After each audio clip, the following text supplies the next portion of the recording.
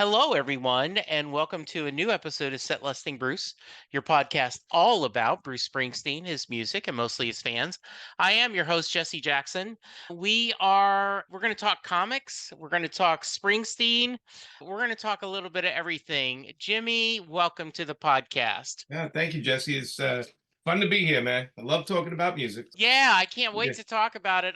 So first off, tell us a little about yourself. Yeah, so I was born and raised in Brooklyn, New York, and had three brothers, and grew up pretty much three, four things I did was read comics, listen to music, and I wound up going to the High School of Art and Design in New York City, where I took illustration and cartooning. And then for 10 years after that, I went to college for 2 years and took art direction. And then I became a photo retoucher slash art director, eventually owner of a business in New York. We did advertising. I worked for a couple of my clients were like Pepsi Cola and Maybelline and Malpaso, which was Clint Eastwood's company. Yeah. Worked on a bunch of movie posters with Bill Gold. And then in the early 90s, started inking comic books for Marvel Comics. I worked on just about every title you can think of. I probably inked everything from X-Men to Wolverine to Punisher to everything.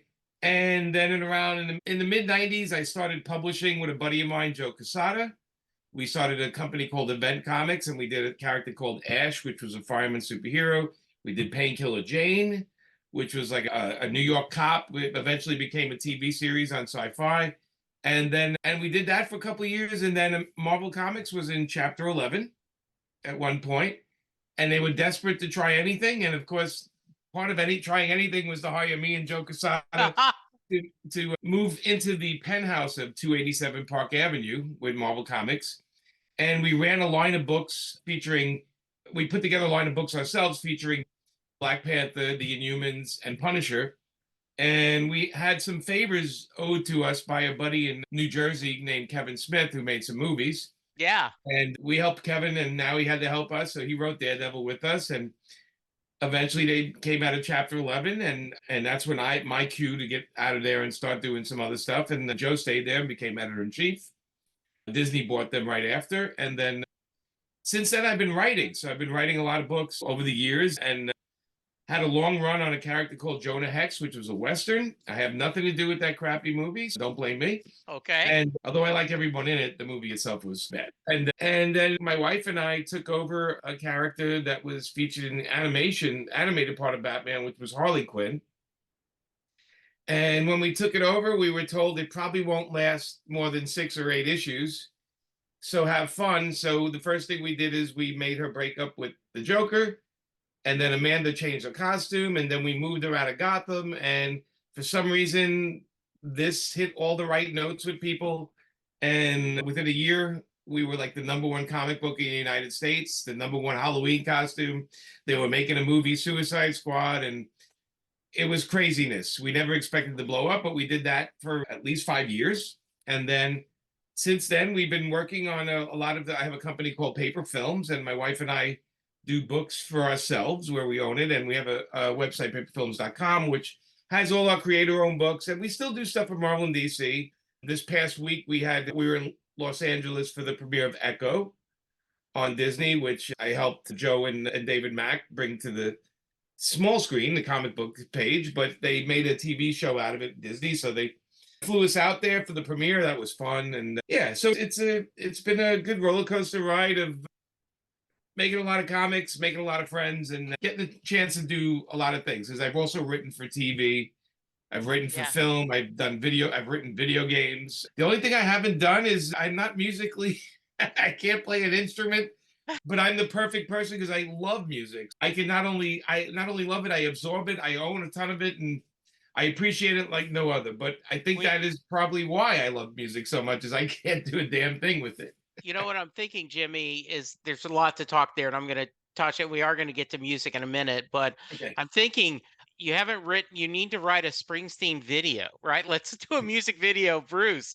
I've got some skins in the game on the wall. Yeah, I would love it. The funny thing with him is he's like a guy that unlike a lot of recording artists, something about just watching him play and sing is like enough. I think there's a certain amount of stars that have that charisma that they don't really need the gigantic production. And I also think because music is to be interpreted, it's like it's poetry, right? Yeah. So everyone interprets it a little differently. And I think sometimes putting images to the videos is saying this is what it means. Yeah.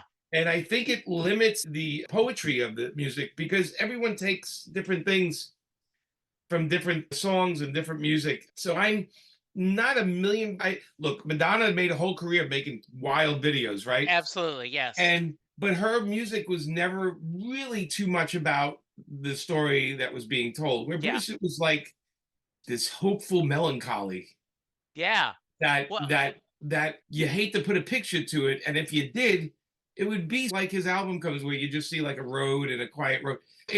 I think a lot of that, the imagery is to me is it's like time to think, time to slow down yeah.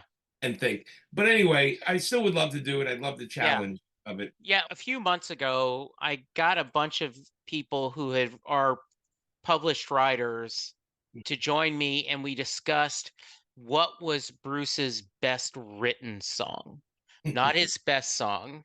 And we had just a whole bunch of, including your fellow comic book writer Keith DeCandio.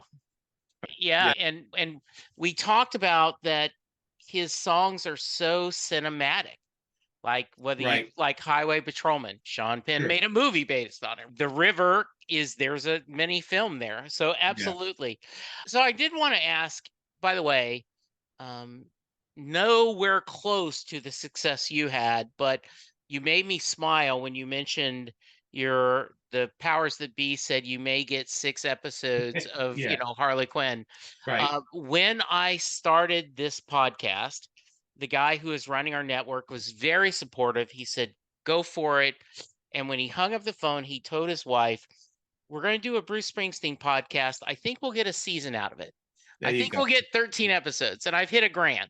Yes. Wow. And Wow. and I That's think, crazy. yeah, I know you guys are humble people, but you have to feel proud that you've helped reemerge that Holly Quinn character. I do, and I look. I've been invited to the set of the movies. I Yeah. we've met Margot Robbie 3 or 4 times and have really good conversations with her. She's as amazing as you think she would be. Oh, She that's is nice that to hear. amazing in Yes. real life, right? That's great to Um, hear. but the coolest thing, especially the first couple of years of Harley, we started to notice when Amanda and I would do conventions. We started to notice like mothers and daughters coming up to get the book signed. And the range of daughters, maybe from age 10 to 25, and then the Yeah. older mom, right? And they were talking about, oh, in this book, when he left the Joker, when she got out of an abusive relationship, my daughter had that same thing. The book really helped her through it, blah, blah, blah. Like all of a sudden, the stuff we were writing, we were just writing what we felt the character would be going through, right? We said, Right. okay, I'm Harley. I want to get this character out of Gotham because she's always like a secondary character in the Batman universe, right? So the first Absolutely. thing we wanted to do is get her out, and we figured Coney Island, Brooklyn. I know Coney Island, I know Brooklyn. Also, a girl dressed like that would just blend in. So that was the perfect thing. But we started noticing that a lot of people, a lot of women were buying the comic, which is an unusual thing to begin with on some level, and then they were like relating to the character. And not that we ever changed the way we wrote it after that. We had her voice, right? We wrote over 100 and something episodes, and never did we have a lack of story. We always had a lack of pages. We're like, oh, I wish I Yeah. had 10 more pages. But we noticed it hit a certain group that I'd never seen at a comic convention. And now it's a common group because they're at comic conventions.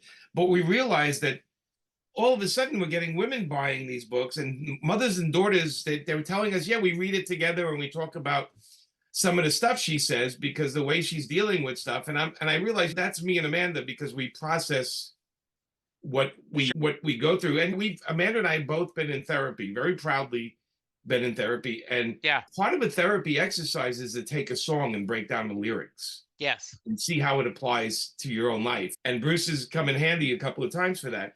But it was just an interesting thing, and I think that's when I felt like we put on Amanda's idea, which was brilliant, was no woman wears one outfit, so Harley would have a different outfit for every thing that was going on in her life.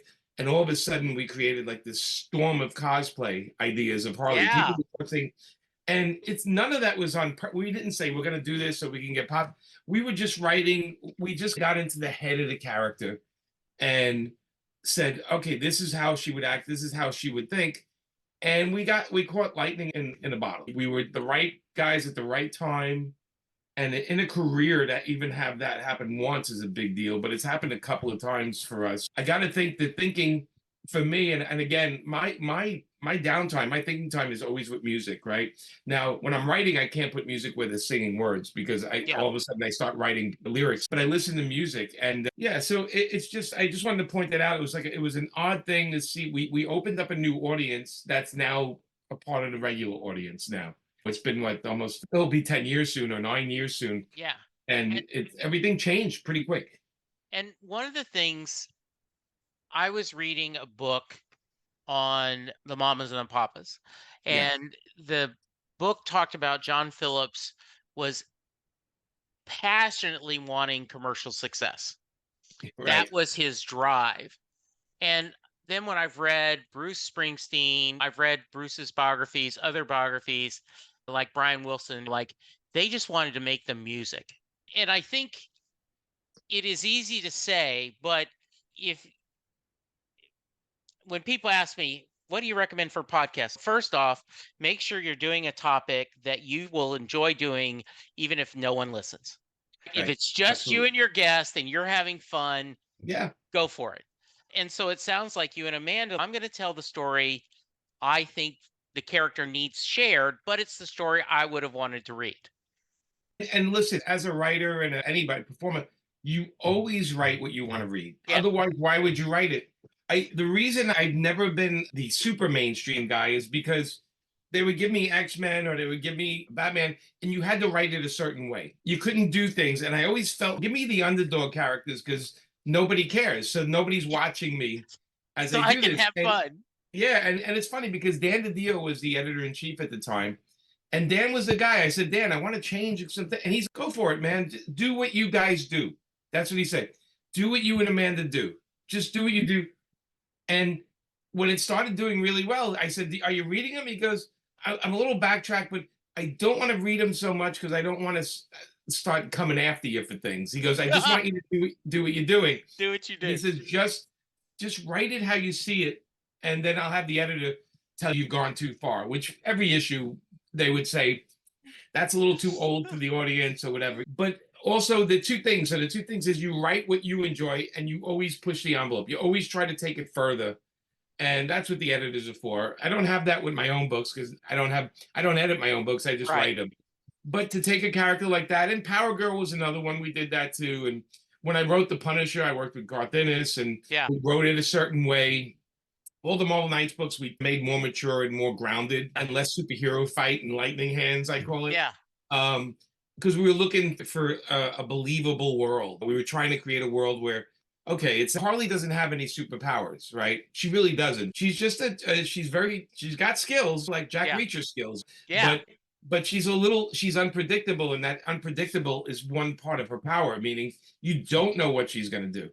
Yeah. And it's like anything in life when you're driving and you don't know where you are, you tend to take different roads and it's not, and then you explore and discover. And she's an explore and discover character. Yeah. So I think when we got 100 issues in, I think people told me, you really don't have supervillains or fights in these books. It's not a normal comic. And I said, no, it's the day in the life of Harley Quinn for Yeah. issue after issue. We just make it interesting because she's an interesting person. Yeah. Yeah. So I'm going to switch to music, Okay. though loving this talk. You mentioned growing up there. Yeah. And what kind of music did your family listen to? Was there a lot of music as you were a kid growing up?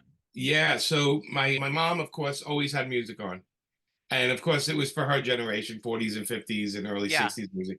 Now, I had a brother Victor. I have a brother Victor who's 11 years older than me, and in his room, he had the Jefferson Airplane posters, and he had Hendrix.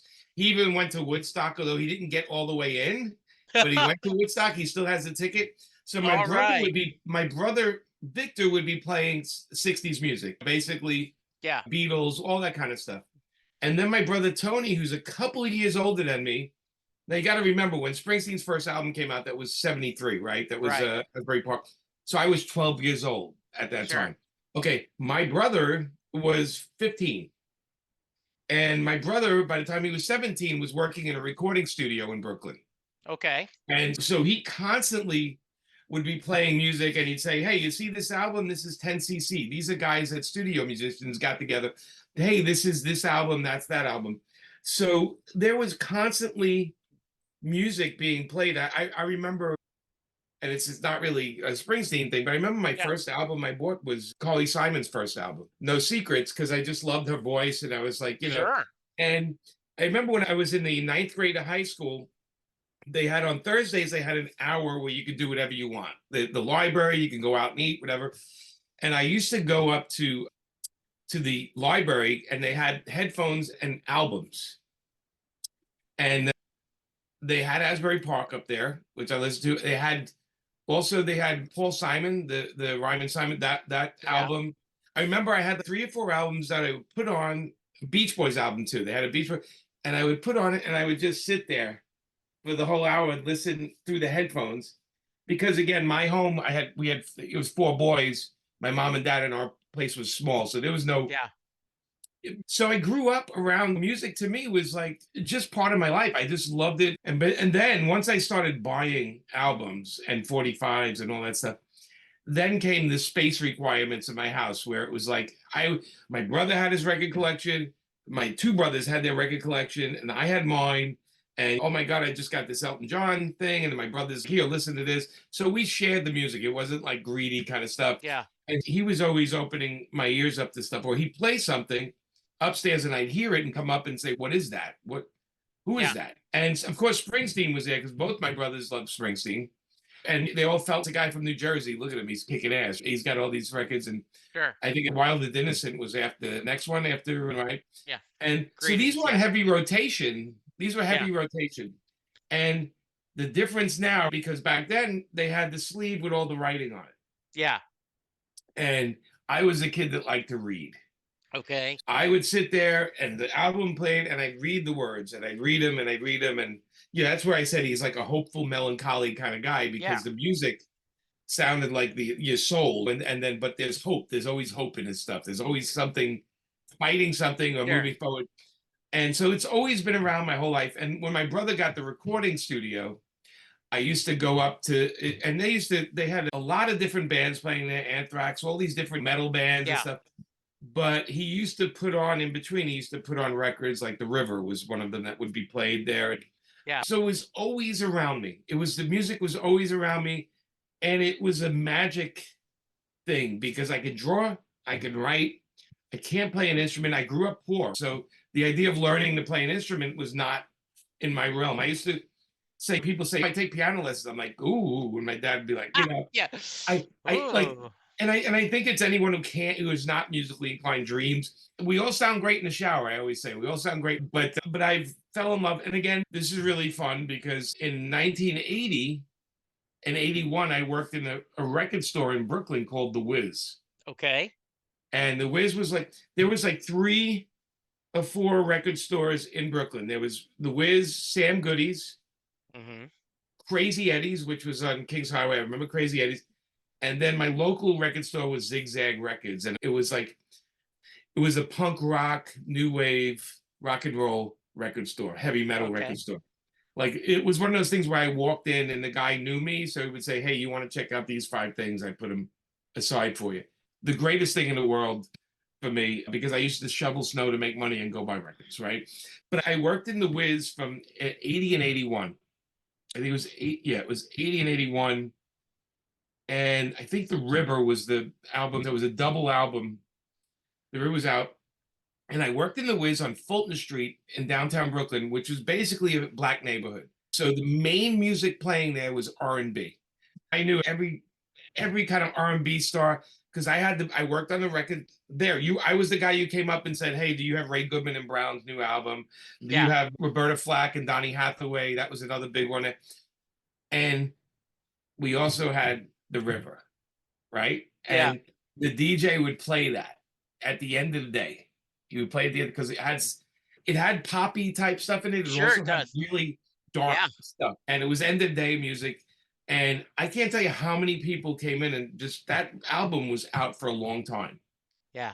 Was a really long time. That was constantly, there were two records that were out of the R&B that were constantly in stock. It was that and Aerosmith, because they had that Walk This Way song. Yeah. And guys would come in and say, what's that song? That song with the high dinner with the kitty? Yeah. And I'd be like, I said, that's Aerosmith. And they're like, yeah, give me that record. And so again, it's like I got to work in a record store, which was cool. That had a DJ, by the way, up in the top there. And this is That is 19, so awesome. yeah, it was like 1980 and 1981, because the guy that ran the place said, I was going to college like 10 blocks away. Yeah. I went and looked for a job, and he said, how many hours can you work? And I said, honestly, I got classes. Here's my schedule, so I can get to here a half hour later, and I can work till you close. And he said, we'll work around your schedule. And he gave me whatever hours I wanted. Oh, that's awesome. Yeah, it was pretty good. I was the only white kid in the whole record store, which is pretty funny. It was a records, and then on the second floor, records and cassettes. Yeah. And then the first floor was audio equipment. So it was stereos and speakers and Yeah. TVs and stuff like that. So music was never that far away. And then I was a child of the 80s, Right. right? So I was into Devo and B-52s and Blondie. And we'd go to CB's all the time. And we'd go to all the Peppermint Lounge. We go to all these places in New York to see live music. Now, I'm going to break your heart, because I've never seen Bruce Springsteen live. Just it's never worked out. So a couple of things. One, it's every time he did play, it was in a big place. Right. And it was in New Jersey. And by the time the tickets, you don't understand. Those tickets would go on sale and sell out in 5 minutes. Yeah. I remember being shut out of so many tickets, because we know now that a lot of guys were buying like the whole Sure. sections Yeah. and reselling them. But he's also one of those guys, like I said, I'm a funny guy about live music. I like it okay. But sometimes I go to live music and people are singing around me and I can't hear the Sure. thing. Yeah. It drives me insane. Got you. And I was so used to going like clubs like CB's and all these kind of Yeah. clubs where These small clubs, intimate clubs. small. Yeah. I used to see Blondie and all these bands playing. Yeah. The Clash, they played. I'd walk in and get a beer and sit there and listen Yeah. to Blondie play, and it was like a different world, right? Before they blew Yeah. up. Yeah. I think you probably know I was a big Blondie fan, because I wrote that Blondie book for Z2. Yeah. And Chris Stein was actually, he was a guy, we grew up in the same neighborhood. Yeah. So when I wrote that book, it was like talking to some guy that was down the street. He's like, oh, you remember the Midwood Theater? I'm like, oh my God, I haven't thought about that in 30 years. But anyway, so yeah, so the 80s were, That was your of time. course, we got a lot of Bruce became and just so I tell you, I was an MTV kid. Sure. And with all the wild bands playing, boom, there's Bruce. Yeah. I And didn't like even, we talked a few minutes ago about music videos. In his first Atlantic City, he doesn't even show his face. yeah, he doesn't show his face at all. And Yeah. great video though. Yeah.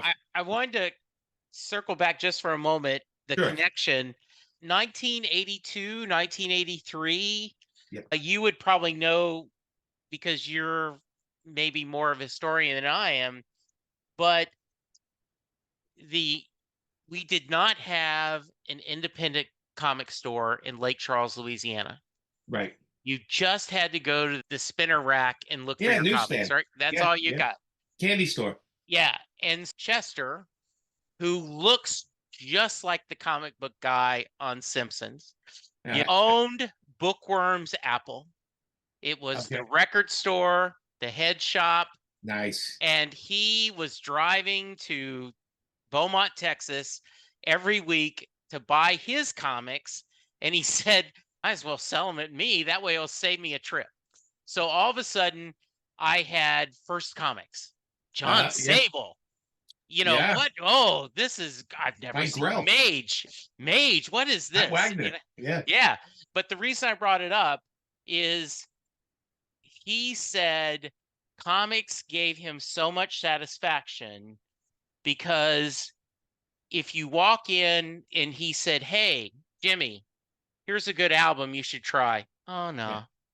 He said, but you say that to a comic guy, almost 100% they're go, yeah, sure, I'll buy it.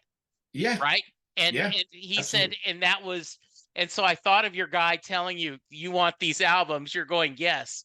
But that brings that connection to me because I was willing to try anything. Oh my, And they yeah, and the '80s was so experimental. Let's be honest. Every week there was, who's this guy Adam Ant? What the hell's that about? yeah, Like there was so much stuff going on, and you had also on another level you had like studio bands like Alan Parsons and yeah, all that Floyd was coming out with stuff.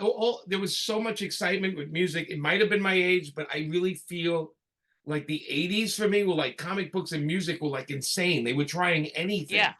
And again, getting back to the videos, all of a sudden Springsteen is on MTV, right? yeah, He's like all the rock guys. There's not that many. There's Madonna, this and that, but there's Bruce Springsteen kicking ass on yeah, and holding on to his audience in the '80s with Nebraska, and then I think Tunnel of Love and Human yeah, Touch. He had a lot of hits that were videos, and a lot of most of yeah, them were him singing, right? Which the famous one, of course, Born in the USA. I think that was like in yeah, later '80s, but yeah.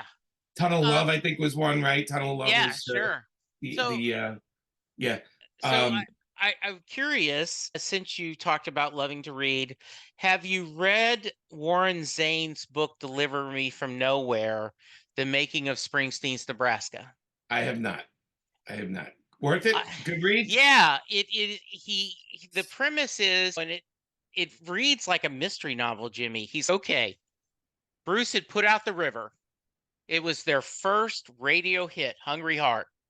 And all of a Right? sudden they're successful.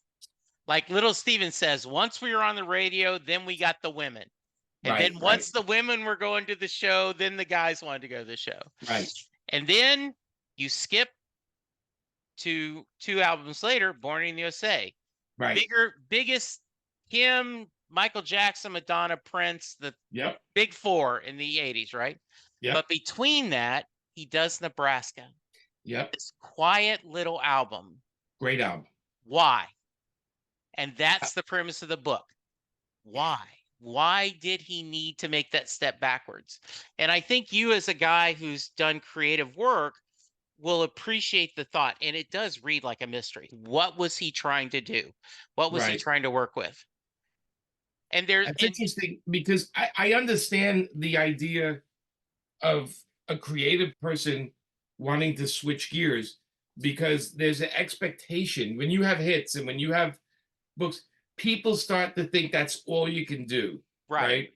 And the creative brain is always wants a challenge, and a challenge. Nebraska is a challenge in a way that here after this big noise, big production, all of a sudden it's like a harmonica echoing, and it's like an open plain sound, and it's at its core, it's this beautifully written.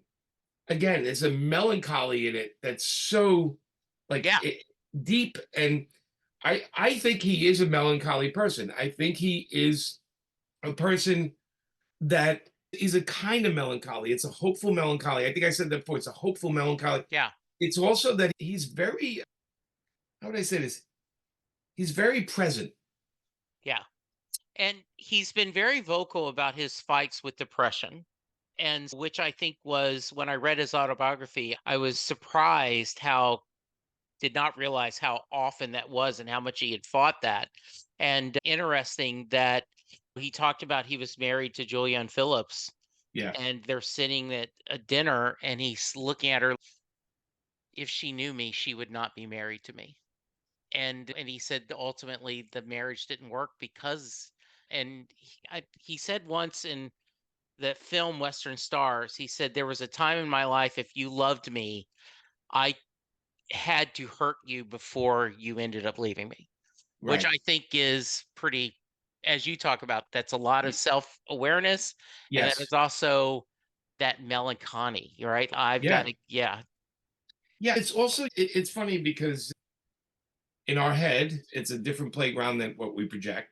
yes, And I think when people that are a little depressed or a little have melancholy, they don't want to worry everybody so right. much too. But a lot of that protecting and punching outward and not and trying to make everything okay for everybody has a very dark side and a very heavy weight. Yeah, And it what it does is it pulls you away from who you really are. That's why he says if she only knew how I was inside, she wouldn't even like me. Now, that may not be true.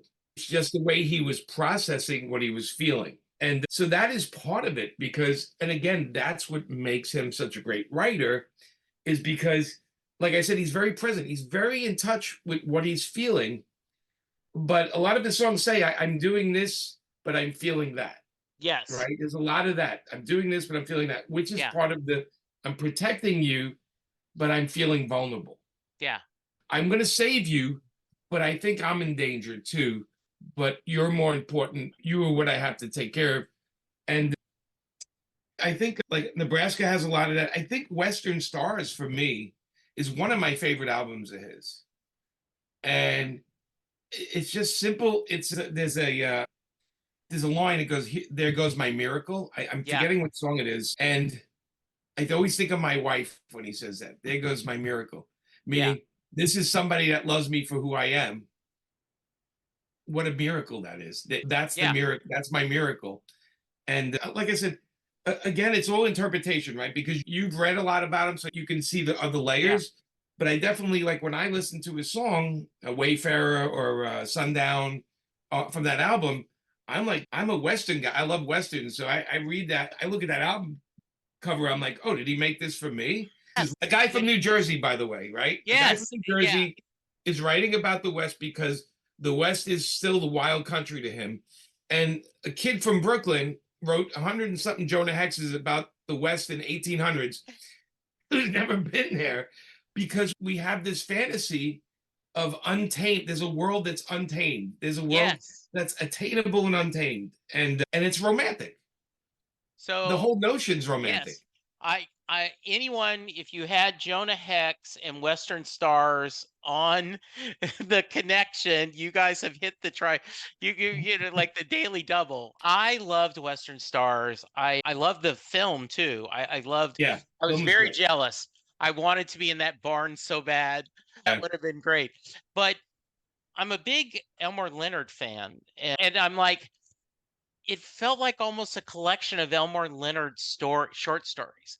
Nebraska feels like a collection of short stories, and I think Western Stars, it feels like a collection of short stories. Uh, yeah, yeah. I think his songs are stories. yeah, I agree. So I think it's funny, right? Because we grew up in the system of where people put out albums, Yes. and now people just put out singles. And let's be honest, Bruce can do that so easily. He can just release a Yeah. single because he does an album though because he ties up themes into he Yeah. intertwines themes, and he has because that's the way he learned how to do it. He grew up doing it, and Yeah. that's the way he does it. But the reality of it is, you go from like Wayfarer to maybe Alone or to another song on the record, Yeah. maybe Sundown or something like that, Yeah. and it is could be a completely different scenario, a Right. completely. Some of the songs feel like it's a very wise and older man singing it, and some of Yeah. them like this hopeful idiot running out there, just running through the street, going, "Yeah!" And I think that's the beauty of his poetry. Because I say songwriting, Yeah. songwriting's like a cheaper way of saying beautiful musical poetry. Because I think Yeah. songwriting, I think there's a lot of people that write songs that don't make any sense, or they just have Yeah. three sentences. But he's a storyteller, and he's just as much a storyteller as I am, and he can tell it through music, which to me is magic. Yes. It's magic. I listen. I don't know how he does it. I don't know how John Barry composes a soundtrack, and Yeah. it's emotionally draining for me when I Yeah. listen to it. Like it's some kind of magic that I admire, and of course, I never find people dismissing music, and I'm just like you. It's just so even seeing an orchestra play in synchronicity is like Yeah. a whole Oh, other kind of magic. it is a kind of magic. Like I remember when Hello Sunshine came out, talking about Yeah, Western Stars, yeah, and where he says you can get a little in love with the blues, right? Where you're a little too fond of the blues. And right. that idea of you you want to be aware, and but the idea of fighting that is, I just think, yeah, I love the album. How Well, about Leonard? we know people comfortable in discomfort. Yes. We know people that like when you tell them something, hey man, I won the lottery, they go, Yeah, but you're gonna have to pay taxes, and everybody's gonna instead of saying, "Oh my God, that's fantastic," they go, people are just gonna track you down and knock on your door all day.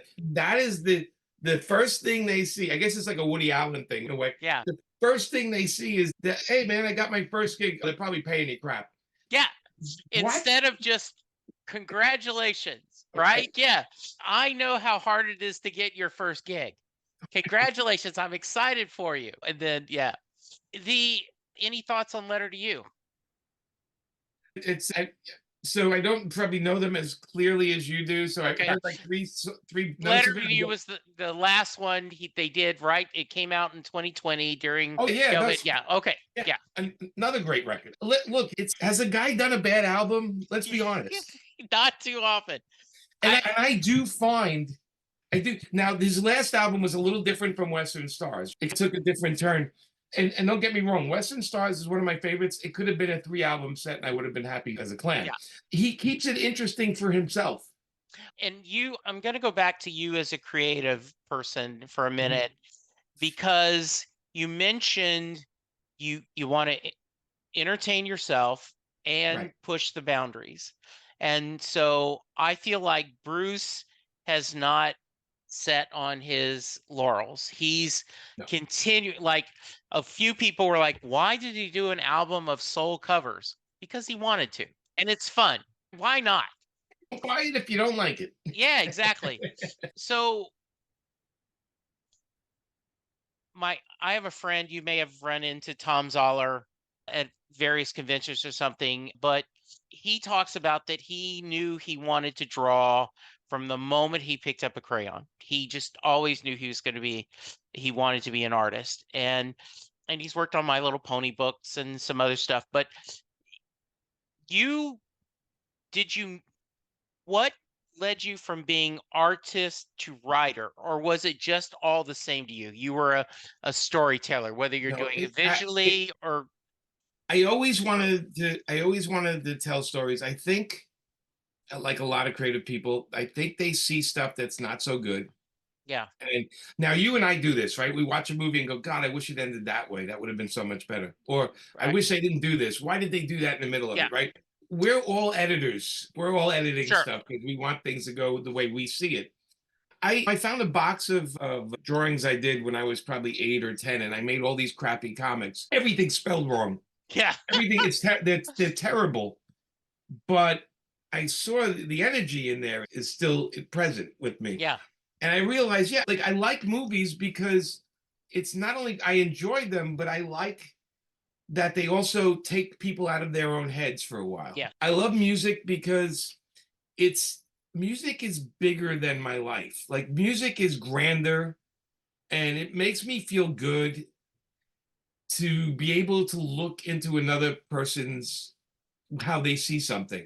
yeah, Maybe it's empathy, maybe it's just the beauty of the word, or maybe it's just the sound.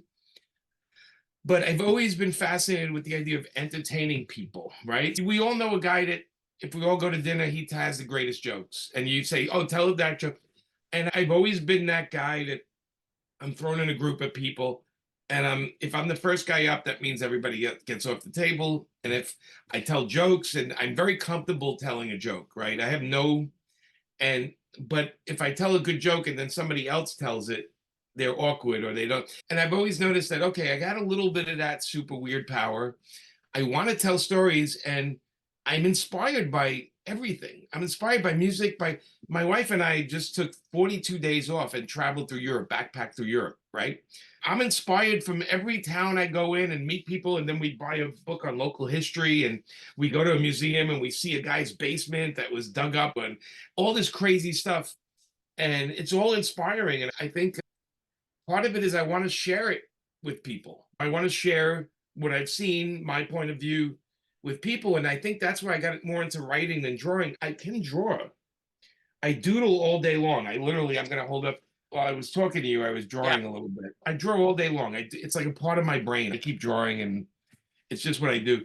But writing is, I feel like I want to bring somebody along for a ride. I got an idea. Let me show you how cool yeah, this could be or how this character maybe is original or maybe it's not. And I read reviews of my stuff sometimes and I laugh because if they don't like it, I go, yeah, that's a good point. That does suck. This is a skill set, and now I understand Bruce the same way. It's a skill set that you're getting better as you get older, but your tastes are different as you get older. Yeah. And at the same time, we think we have a skill that we're getting better at, so we don't want to stop doing it. And he's a guy that has not stopped making music, but we know plenty of recording artists that just stop. Yeah. They have the two, three hits, and that's it. And then you have the recording artists that they not only don't stop, but they figure the record label doesn't want them, so they just put it on their website and they keep making music. Yeah. And Billy Joel just stopped. Yeah. And I'll never understand that. If I had that much skill, I can't relate to that at all. No. Madonna, God bless her, still going strong, still putting Yeah. out albums. Springsteen's the same way, still putting out albums, still does a Yeah. tour. So it's in the bone. I don't think I'm gonna stop writing until I drop dead, right? And Yeah. And I hope that go years and years. Is there something you've wanted to work on that you haven't got to work on yet? Because you talked about you've name a mainstream comic character, you've probably done something with them. Is I, there something do you have a prose novel in you? no, so I've been offered prose novels all the time. I get Yeah, offered, hey, do you want to take and adapt this? I've never written one, so I feel like I have to do it myself before I do it for somebody else where they're going to pay me. sure. Yeah. Um, I want to direct something too that Okay. I wrote. I'd love to do Okay. that. I almost got a chance to on the Jane Show. I wrote one of the episodes. I Yeah. was supposed to direct one, and then it all fell apart because I wasn't Canadian, and that's a long story. But Yeah. I just think again, it all is different kinds of storytelling. I love film because I can marry music and dialogue Sure. and visuals. And when I write, if you were in my head, if you had a VR that you said, I'm going to put Yeah. this on and I'm going to see what Jimmy's brain looks like when he's writing, it is a Yeah. film for me. I see the whole area. I see them talking. I see where the camera should be. I don't give those scripts where I'm an insane person like Alan Moore, where I have to tell you what the wood frame of the window in the Yeah. background is. It's ridiculous. But I do see it happening visually, and it's like I'm reporting on what I'm seeing and Okay. less about writing and more like reporting. And I'm guessing with a musician, with somebody like Bruce, let's say, he sits there with a guitar and hits, and he's got an idea, and he just stumbles on something, right? It just Yeah. comes out. Because how do they do that magic? I'll never understand. And I have people ask me, where do you get all these ideas from? Where do they come? And I'm like, they're everywhere. Yeah. They're like, the ideas are everywhere. But Yeah. I don't know if music is everywhere. I guess that's why I can't, because I can't make music. I can't understand how they do it. But I can sure as hell appreciate it and support it. Yeah. You know, I think back of that. Neil Gaiman, in one of his introductions to his collection of short stories, says the worst thing they can do is say, write anything, Neil. Like, yeah, but if you go, hey, we're doing a short story collections on angels and we don't have a cat episode story. right. Like, oh, okay. Now I know the story I want to tell, Yes, which yes. is a great It short is story. it is. My wife and I play a game where we sit down with a piece of paper Yeah. and I scribble 3 lines, just random scribble, and she has to make a full drawing out of it, and then she scribbles 3 lines, hands me the paper, and I have to, and we challenge each other. Sometimes the lines are into loops, sometimes it's Yeah. just a line like this, and we draw and we make a drawing from it. Yeah. And it's like the same thing Neil is saying. I'm giving Yeah. you the start of something. Now make something out of this. And it's a game. It's a game we do because it's definitely a really fun brain game. Yeah. Not That not to sounds, have to. And sometimes the drawings are ridiculous. Sometimes they're brilliant. I sit there and I'm going, where did you come up with? Like, how yeah. did you see that? And I think that's the creative mind. Like I said, I would probably I wouldn't give my left arm because I need it for the guitar, but I Yeah. probably give a pinky to learn how to play like a great guitar. Because even if my voice isn't great for singing, I'd still enjoy just singing for Yes. myself. Bruce, and you're like, yeah, he doesn't really need the rest of the band. Yeah. He But is. boy, oh boy, when he orchestrates it, sometimes Yeah. it's amazing. You know, I'm surprised you didn't find a way to Springsteen on Broadway because of the intimate. yeah, it's funny because if you look at the years those things were happening, there was a lot happening in my life. I Okay. like written on the page and written. I've had a crazy traveling wild Yeah. lifetime. And it's worthy of a completely weird book, but it would be fall into the more of the David Lynch category and or maybe Jimmy Breslin category, Okay. and less about a legitimate. I one time it's funny. Somebody approached me and said, "Would you like to do a book about your career?" And I'm like, "Yeah, call me back in 20 years. I Yeah. haven't done anything yet. What are Yeah. you talking?" That's awesome.